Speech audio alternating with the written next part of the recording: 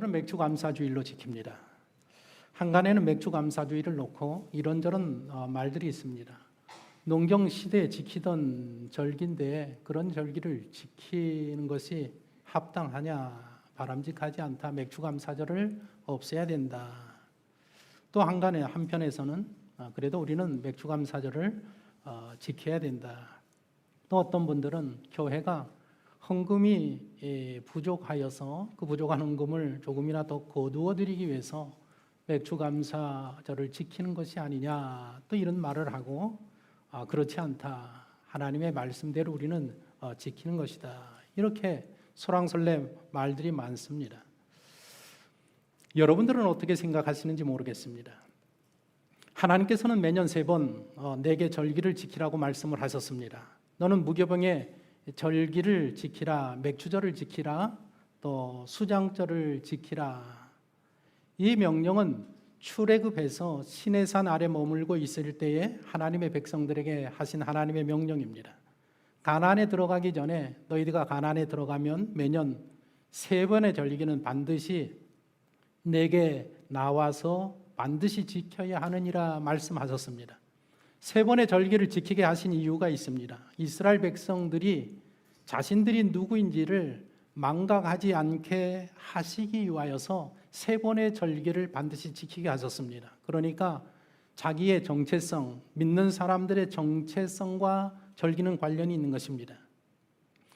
또한 이스라엘 백성들이 살아가면서 자신들이 존재하는 목적이 무엇인지를 망각하지 않게 하기 위해서, 그래서 이 절기라는 것은 늘 하나님으로부터 받은 우리의 사명을 잊지 않도록 하는 그런 연관성이 있습니다. 유월절을 지키면서 하나님의 구원하심에 기억을 하며 감사합니다. 이스라엘 백성들은 430년간 애굽에서 노예의 삶을 살다가 하나님의 은혜로 해방을 맞이하여 출애굽을 합니다. 그때 그날 하나님의 은혜로 자유인이 된 것을 기억하며 지키는 절기가 유월절입니다. 그래서 유월절에는 양을 잡고 첫 번째로 수확한 보리를 가지고 무교병을 만들어서 누룩이 들어가지 아니하는 빵을 만들어서 먹으면서 일주일 동안 절기를 지켰습니다. 맥추절은 약속의 땅 가나안에 들어가서 농사를 짓고 처음 익은 보리와 밀과 같은 곡물을 수확하면서 지킨 절기가 맥추절입니다. 그러니까 시내산에서 이 명령을 주시면서 너희들이 이제 내가 약속한 가나안 땅에 들어가게 될 텐데 그 땅에 들어가서 농사를 짓고 살면 농사를 지어서 처음 익은 곡물을 수확하는 그날 맥추절로 지키라는 것입니다. 이 맥추절에 모세가 시내산에 올라가서 십계명을 받은 날이기도 하고, 신약 성경에 가면 오순절 성령의 역사가 나타난 절기가 바로 맥추절입니다. 수장절은 농사를 지어서 수확한 모든 것들을 거둬들인 후에 지키는 절기입니다. 들판, 과수원, 포도원 등 모든 것들을 결실을 하게 하신 하나님 앞에 모든 수확을 하고 난 후에 지키는 절기가 수장절입니다. 초막절이라고도 하는데 광야 40년 동안 하나님이 우리를 보호하시고 인도하시고 살게 하신 은혜를 기억하는 절기가 수장절, 초막절입니다. 이 세 개의 절기는 추수와 관계가 되어 있습니다. 최초의 수확물인 보리를 수확하고 지키는 절기가 유월절이고, 그리고 유월절을 지키고 난 후에 7주가 지난 후에 다른 곡물들을 최초로 수확하면서 지키는 절기가 맥추절이고, 가을이 되어서 모든 농작물을 거둬들이고 난 후에 감사로 지키는 절기가 수장절입니다. 반드시 이 세 절기는 구별된 장소, 하나님의 성전에 나와서 지키라고 명령하셨습니다. 농경시대의 산물인 이 절기들을 오늘날에도 지켜야 하는가라는 이 문제가 아니라 이 절기의 정신, 의도, 목적이 중요한 것입니다. 절기를 지킴으로 말미암아 하나님이 베풀어 주신 은혜를 기억하고 감사하면서 하나님의 자녀들로서의 정체성과 사명을 되새기는 날이 절기는 지키는 날입니다. 맥추 감사절을 지키는 것이 옳으냐 그르냐, 그렇게 생각하는 것보다 더 쉽게 과연 하나님께서 이 맥주 감사주의를 하나님 앞에 지키는 것을 하나님께서 좋아하실 것인가? 기뻐하실 것인가? 아니면 이것을 미워하고 싫어하실 것인가? 우리가 그것을 생각해 보면 답이 쉽게 나오리라 생각이 듭니다. 저는 이 코로나19 시대에 2021년 상반기 6개월을 무사하게 보내게 하시고 여기까지 이르게 하신 하나님의 은혜를 기억하면서 또한 하반기 6개월도 하나님의 은혜로 인도해 주실 것을 믿으며 감사한 마음으로 이 맥주 감사주의를 지킨다고 하면 하나님이 크게 기뻐하시리라 생각이 듭니다. 지난주일 예배를 마치고 오후 5시, 6시에 노회에 교회들 중에 약속된 교회들이 있어서 제가 방문을 했습니다. 5시에 약속된 교회에 갔더니 15명의 성도들이 집에 돌아가지 않고 이제 제가 방문한다니까 기다리고 있었습니다. 예, 그런 경우는 굉장히 처음이었었습니다. 항상 교회를 방문하면 목사님과 사모님만 이제 남아서 저를 기다리고 교회를 우리가 쭉 돌아보고 목회를 어떻게 하는지 목회에 대한 어려움들을 나누는 그런 시간들을 가졌습니다. 그런데 이번에는 많은 성도님들이 돌아가지 않고 기다리고 계셨던 것입니다. 사실은 그 교회는 2달 전에 제가 방문하기로 약속이 됐었는데 그날 저희 교회에 장례가 나면서 장례를 때문에 일정이 미뤄진 교회입니다. 2달 전에도 이제 통보가 가긴 했는데 그것을 잘못 알아듣고 2달 전에도 그 성도님들이 기다리고 계셨다라는 말씀을 들으면서 얼마나 송구스러웠는지 알 수 없습니다. 성도님들이 담임 목사님을 얼마나 좋아하고 자랑하는지. 그런데 이 적지 않은 분들이 교회를 이제 새로 오신 분들입니다.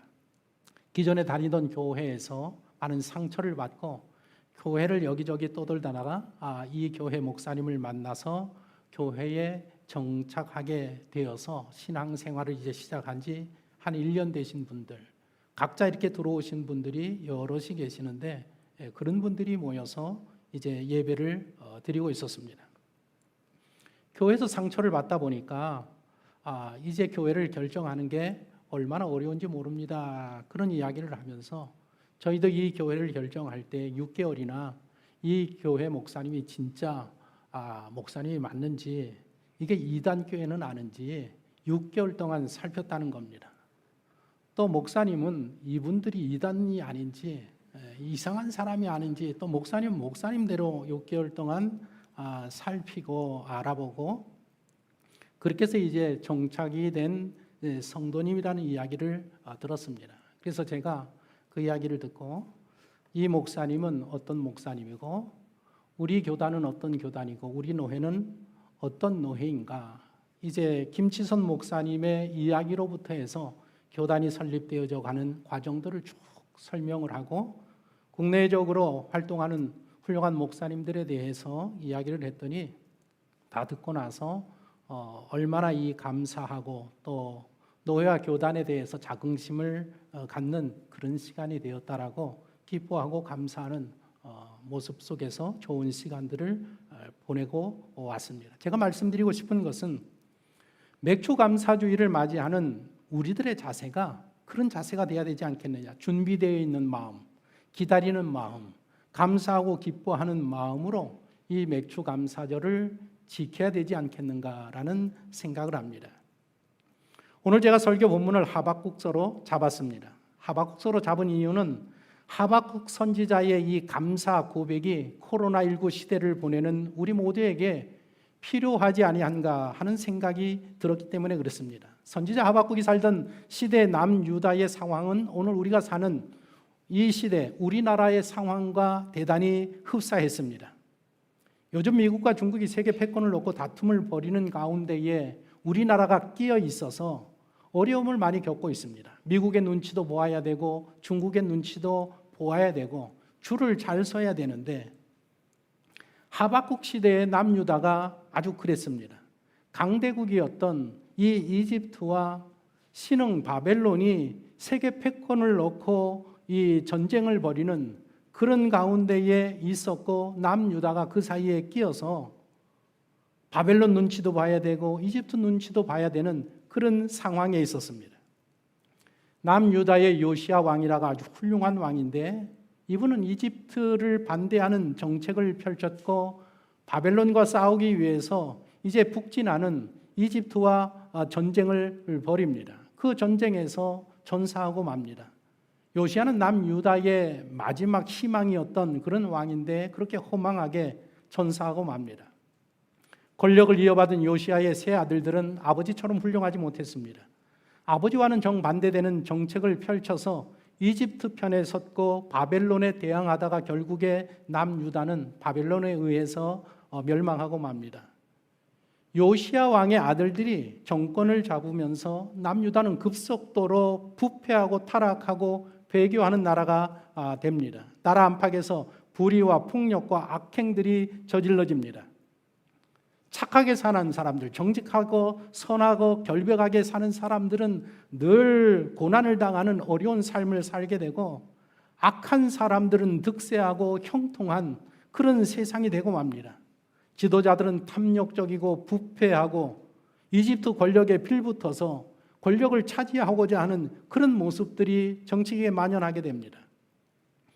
남유다에서 행해지는 이런 불의한 모습들, 악행들을 보면서 선지자 하박국이 신앙의 회의를 품게 됩니다.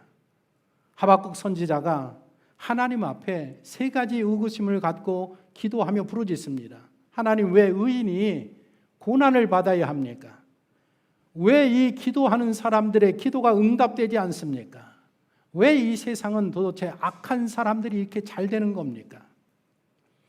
하박국 선지자가 가졌던 이 세 가지 의구심이 바로 오늘 이 시대를 살아가고 있는 우리 모두의 의구심이라고 할 수 있습니다. 하박국서는 하나님과의 대화의 형식으로 기록이 되어 있습니다. 하나님이 부패한 지도자들 그리고 죄악을 일삼는 이 백성들을 언제까지 두고 보고 계실 것입니까? 왜 심판하지 않았습니까? 선하고 착한 사람들, 정직한 사람들이 이렇게 힘들어가는 이 공의와 정의가 무너진 이 시대를 하나님은 어찌하려고 하십니까? 저 악한 자들이 하는 모습들을 보지 않습니까? 이렇게 하나님 앞에 항변을 합니다. 오늘 읽으신 하박국서 1장 1절에서 4절을 제가 다시 한번 보겠습니다. 보십시오. 여호와여, 내가 부르짖어도 주께 듣지 아니하시니 어느 때까지리까? 내가 강포로 말미암아 외쳐도 주께서 구원하지 아니하시나이다. 어찌하여 내게 죄악을 보게 하시며 패역을 눈으로 보게 하시나이까? 겁탈과 강포가 내 앞에 있고 변론과 분쟁이 일어났나이다. 이러므로 율법에 해하고 정의가 전혀 시행되지 못하오니 이는 악인이 의인을 애워쌌으므로 정의가 굽게 행하여 짐이니이다. 하박국 선지자의 이 울부짖음이 오늘 이 시대를 살아가는 정말 정직하고 바르고 의롭게 살아가고자 하는 많은 사람들의 울부짖음이 아닐 수가 없습니다. 요즘 우리나라에서 공공하게 행해지는 강포와 폐역과 이 겁탈과 변론과 분쟁과 이 불의들을 보십시오. 대한민국 역사에 이렇게까지 불의했던 세대는 없지 않았나라는 그런 생각이 듭니다. 권력은 사람의 뇌를 바꾼다라는 책이 요즘 베스트셀러 중에 하나입니다. 제가 그 책을 보니까 거기에 정치인 김종필 씨가 한 말을 인용했는데 이런 말을 김종필 씨가 했다고 합니다. 괜찮던 사람도 저기만 들어가면 바뀐다. 정치권에 그토록 오래 있었던 그분이 보고 느낀 것을 이렇게 한 줄로 고백을 했습니다. 그 책에서 하는 이야기가 권력감에는 코카인 같은 중독성이 있다고 이야기합니다. 이것은 신경심리학자라든지 많은 학자들이 전문가들이 하는 그런 이야기입니다. 권력감에는 도파민이라는 신경 호르몬이 이 분비를 촉진시키는데 그것이 뇌의 중독 충주를 활성화한다고 이야기하고 있습니다. 그러니까 지위가 올라갈수록, 권력이 올라갈수록 도파민 분량이 늘고 그럴수록 사람이 공격적으로 변하고 자신감이 넘치는 쪽으로 사람이 변한다라는 것입니다. 그래서 사람이 권력을 쥐게 되면, 누구더라도 권력을 쥐게 되면 그 사람의 뇌가 바뀌게 된다라는 것입니다. 그 잘못된 권력력은 오직 죽어서만 멈추게 되지 권력을 가진 이상은 바뀌지 않는다라는 것입니다. 오늘 우리나라를 보십시오. 군부에서는 그들 조직 내에서 저지른 죄들을 숨기고 피해자를 억울하게 하는 일을 아주 조직적으로 해나가고 있습니다. 공기업의 직원들은 부동산 투기를 일삼을 뿐만 아니라 더 나아가서 아주 조직적으로 부동산이라는 그런 법인을 만들어서 아주 비리를 일삼는 일들을 지금 하고 있습니다. 대통령의 측근들은 기소를 계속해서 당하고 있습니다. 많은 사건들이 연관되어 있고 재판이 진행돼야 되는데 진행되어지지 아니하는 불이함을 저희들이 보고 있습니다. 경제는 어려워져도 내 돈은 아니라고 생각을 하고 계속해서 정치권에서는 돈을 뿌려대고 후세대가 감당할 것들을 전혀 생각하지 않습니다. 이런 와중에 정치인들은 5.18 유공자로 등록을 하고 불이한 보상금을 받아내고 있습니다. 이런 와중에 대통령이 될 조로의 기회라고 정치권에서는 너도 나도 후보에 등록을 하고 있는 그런 상황입니다. 그리고 등록한 사람끼리 네거티브한 흑색 선전으로 아주 이 정치권이 얼마나 혼란스러운지 알 수 없습니다.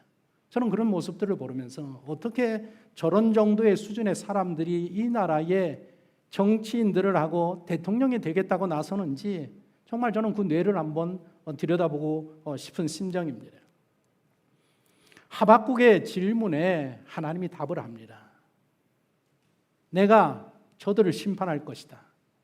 저들의 불의함과 저들의 악행을 내가 반드시 심판할 것이다. 자기들의 힘을 자기들의 신으로 삼는 자들인 바벨론을 일으켜서 내가 반드시 너희의 나라 남유다를 심판할 것이다. 이제 곧 전쟁이 일어날 것이라는 것입니다. 강포한 나라 바벨론이 일어나서 남유다를 공격하고 남유다는 마침내 전쟁을 통해서 멸망하게 될 것이라고 이 하박국 선지자가 응답함을 받습니다. 이 말을 듣는 순간에 선지자가 얼마나 놀라겠습니까? 어안이 벙벙합니다. 남유다의 죄, 이 부패하고 타락한 이 정치권과 이 백성들을 심판한다라는 말씀에는 수긍할 수 있고 당연하다고 생각이 드는데 심판하시는 방법에 있어서는 수긍이 되지는 않습니다. 하나님, 아무리 그래도 그렇지 하나님의 백성들인데 하나님의 백성이 비록 타락했다고 할지라도 이 하나님의 선민인 이 백성을 어떻게 저 극악무도한 하나님을 알지 못하고 하나님을 대적하는 바벨론이라는 나라를 통해서 무너뜨리실 수가 있습니까? 하나님 이것은 잘못된 거 아닙니까? 하나님 이것은 옳은 방법이 아닙니까? 라고 다시 한번 항변을 합니다. 지난주 신문에 우리나라 광복회 회장에 편향된 역사 왜곡 발언이 우리나라에 문제가 되고 있습니다. 고등학생을 대상으로 한 영상 강연에서 해방 이후에 한반도에 들어온 미군은 점령군이고 소련군은 해방군이라는 취지로 학생들에게 강연을 했습니다. 한마디로 미군은 나쁜 군대고 소련은 좋은 군대라는 식으로 우리 학생들에게 이야기를 해서 지금 이 사회 논란이 되고 있습니다. 우리나라는 6.25 전쟁 이후에 휴전 상태로 72년을 지나고 있습니다. 전쟁이 끝난 게 아니라 지금 전쟁을 멈춘 상태로 71년을 보내고 있습니다.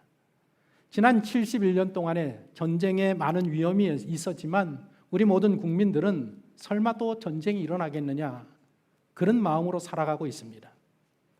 외국에서는 때때로 한반도에 전쟁이 곧 일어난다고 외국에서는 막 난리가 났어도 국내 상황은 아주 조용하고 평안한 그런 모습을 보여왔습니다.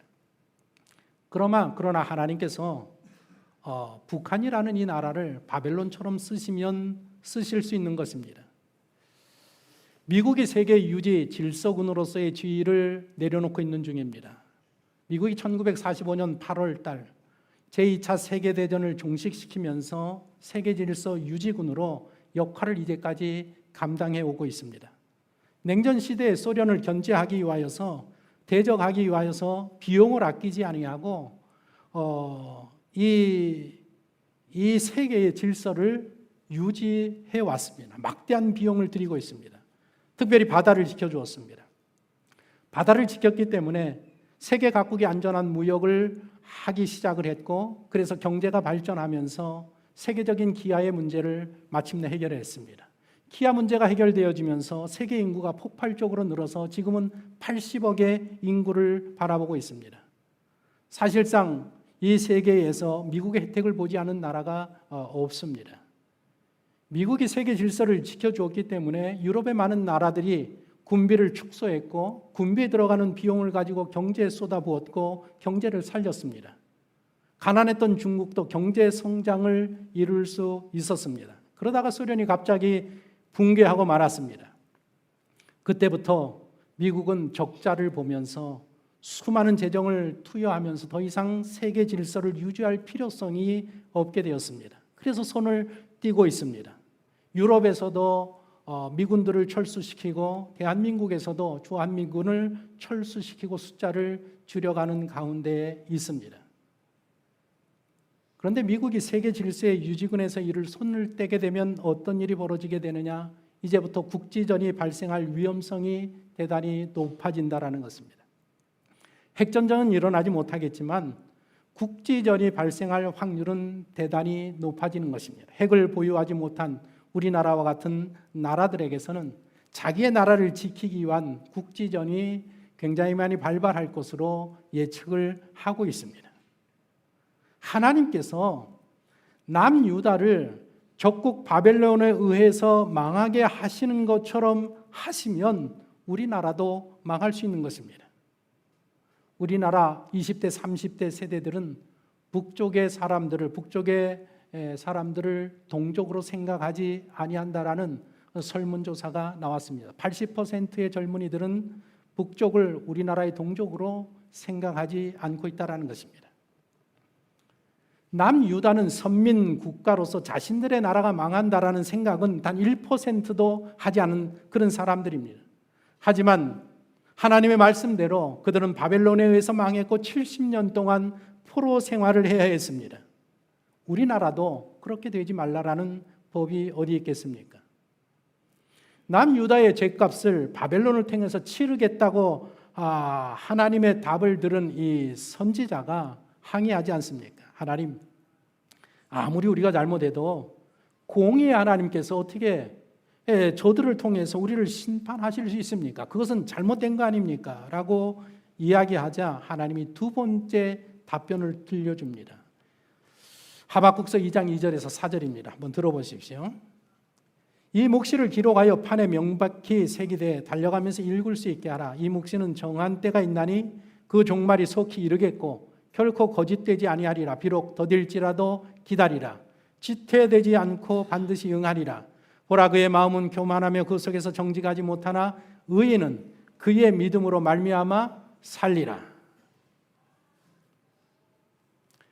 반드시 하나님의 말씀대로 바벨론에 의해 망할 것이라고 그런 내용의 의미입니다. 그러나 내 말대로 너희 나라가 바벨론에 의해 멸망할지라도 그럴지라도 의인들은 믿음으로 살아야 한다는 것입니다.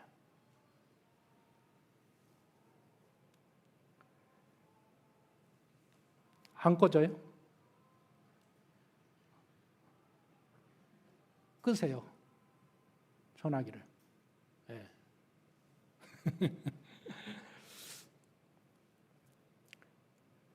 두 번째로 선지자에게 하시는 말씀은 남유다가 멸망하겠지만 남유다를 멸망시킨 바벨론도 멸망하게 될 것이라는 말씀을 선지자에게 알려줍니다. 왜 그들은 심판을 받게 되느냐? 하박국서를 읽어보면 3장으로 된 짧은 성경입니다. 하박국서를 읽어보면 하나님께서 남유다도 너무나도 잘 알고 계시고 보고 계시고 바벨론이라는 나라도 잘 알고 계시고 보고 계시다라는 것입니다. 바벨론이 어떤 나라들이냐? 그들은 그들의 욕심으로 가득하여서 다른 나라들을 강탈하는 그런 죄를 일삼는 악한 나라라는 것을 알고 계십니다. 남의 것을 빼앗아서 안전한 곳 높은 곳에서 자기의 집을 화려하게 짓고 사는 그 사람들의 악행을 하나님이 다 보고 계십니다. 사람들의 생명을 경시 여기고 마구 사람들을 죽이는 그 죄를 하나님이 보고 계십니다.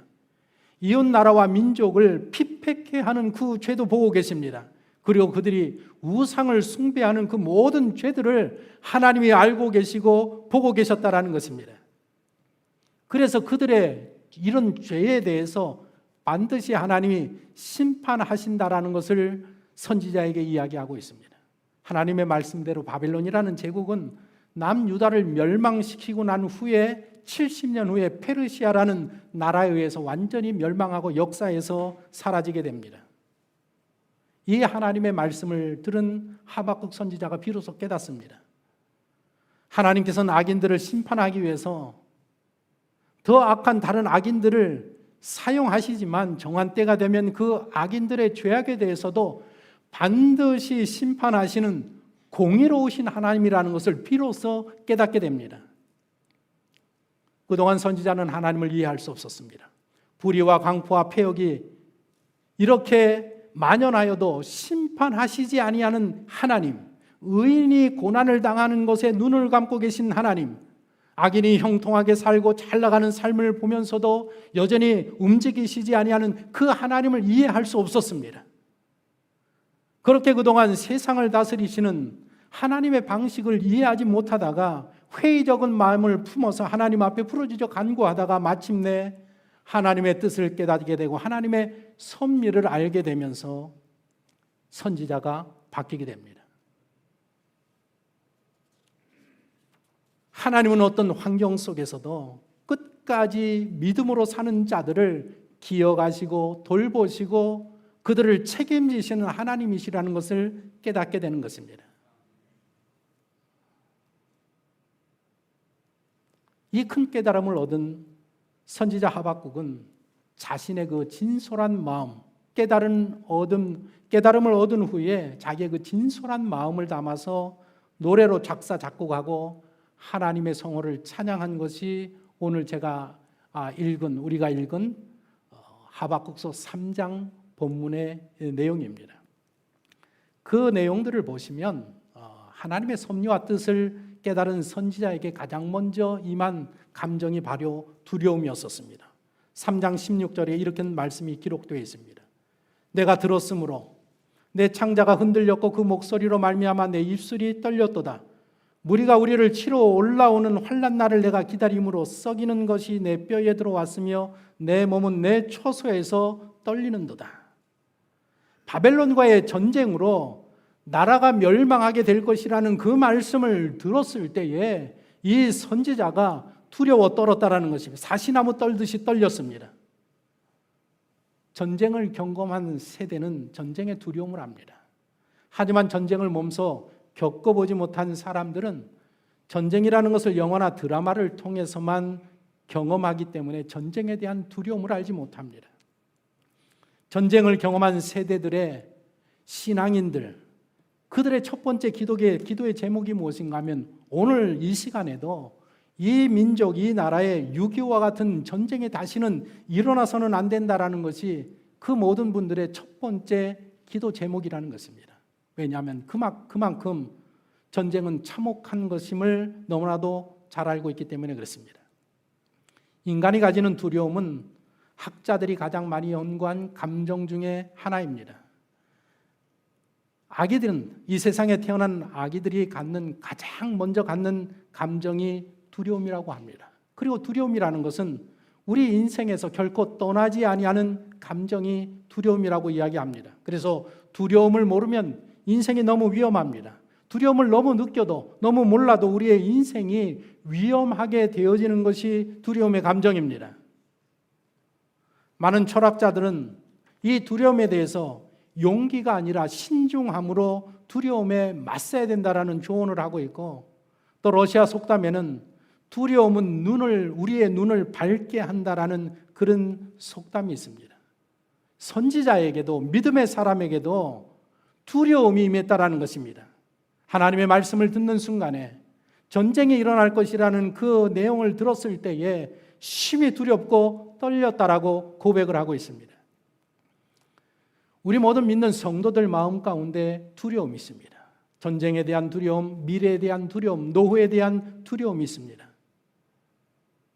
믿음이 있다고 해서 두려움이 없는 것은 아닙니다. 그래서 우리가 두려움이 생길 때 하나님 앞에 이 선지자처럼 나는 하나님 두렵습니다. 이 두려움을 어떻게 하면 좋겠습니까? 라고 하나님 앞에 기도할 수 있어야 되고 하나님의 은혜로 그 두려움의 문제를 해결할 수 있어야 하는 것입니다. 선지자는 전쟁으로 인해 나라가 멸망할 것을 듣고 그날이 다가옴을 생각하면서 두려움을 떱니다. 하박국 선지자뿐만 아니라 성경을 보면 아브라함도 두려움이 있었고 다윗도 그랬고 세례 요한도 그랬고 바울도 그랬고 심지어는 예수님도 십자가의 고난 앞에서 두려워했다라고 기록하고 있습니다. 이 잔을 내게서 옮기실 수만 있다고 하면 옮겨달라라는 그 고백 속에 예수님의 두려움을 우리가 감지할 수 있습니다. 우리의 믿음의 사람들도 믿음으로 산다고 할지라도 두려움이 있을 수 있고 두려워할 수 있습니다. 하지만 믿음의 사람은 믿음으로 그 두려움을 이겨내는 사람들인 것입니다.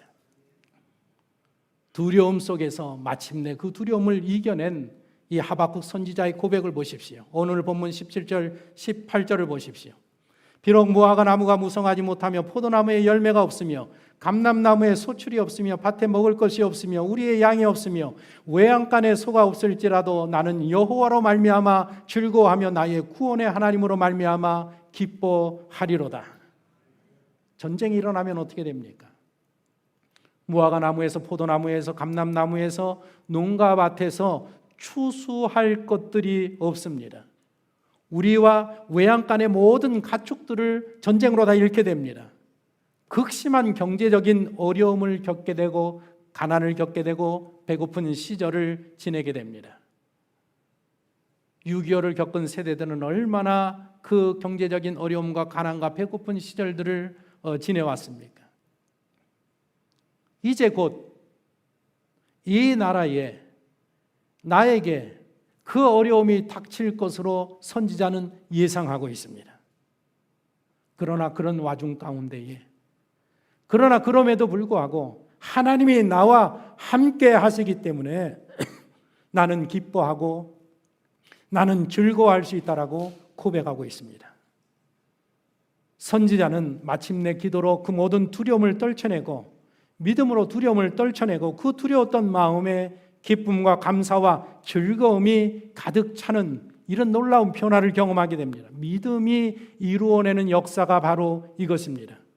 우리가 하나님을 향한 온전한 믿음, 확실한 믿음이 있다고 하면 어떤 환난과 역경과 어려움 가운데서 두려움 가운데에도 기쁨과 감사와 즐거움을 회복할 수 있게 되는 것입니다.